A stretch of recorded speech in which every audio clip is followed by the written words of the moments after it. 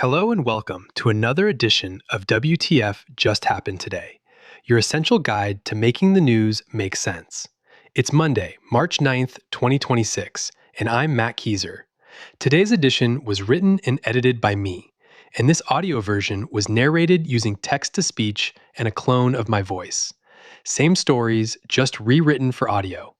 Now, here's what just happened today.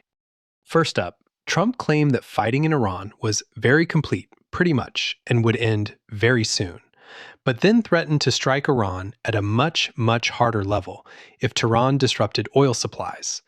That came as Brent crude briefly spiked to nearly $120 a barrel, its highest since Russia's 2022 invasion of Ukraine, and as the White House and other G7 countries discussed a possible coordinated release of crude oil from strategic reserves. The U.S. was also waiving some oil-related sanctions to ease prices, including a waiver allowing certain countries to buy Russian oil. Next, Trump demanded Iran's unconditional surrender, even as a classified U.S. intelligence assessment concluded that even a large-scale military assault was unlikely to lead to regime change in Iran. The National Intelligence Council report found that Iran's establishment would follow succession protocols to preserve continuity of power, even if Ayatollah Ali Khamenei was killed.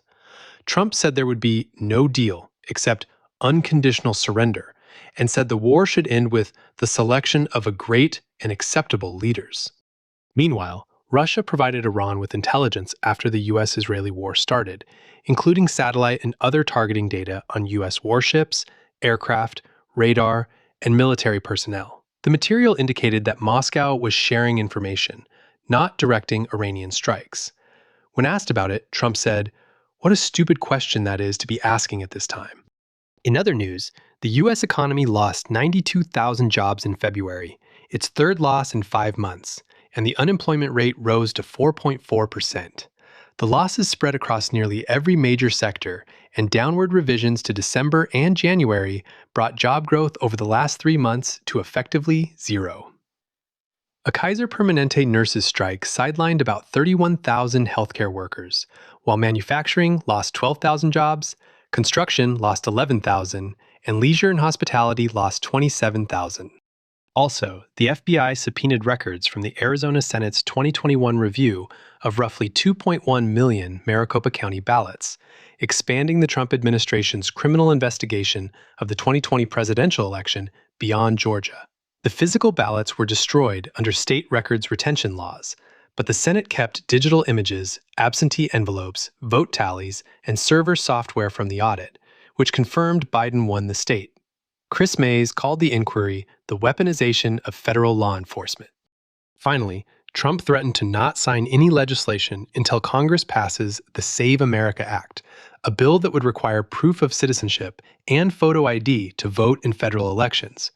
Trump said the legislation must be done immediately and supersedes everything else.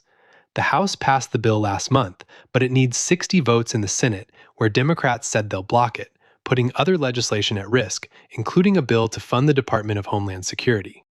That's all for now. You can find the full edition and all the cited sources at WTFJHT.com. And if you have a minute, help me improve this audio edition. WTFJHT.com/feedback. Thanks for listening. I'm Matt Kieser, and I'm glad you're here.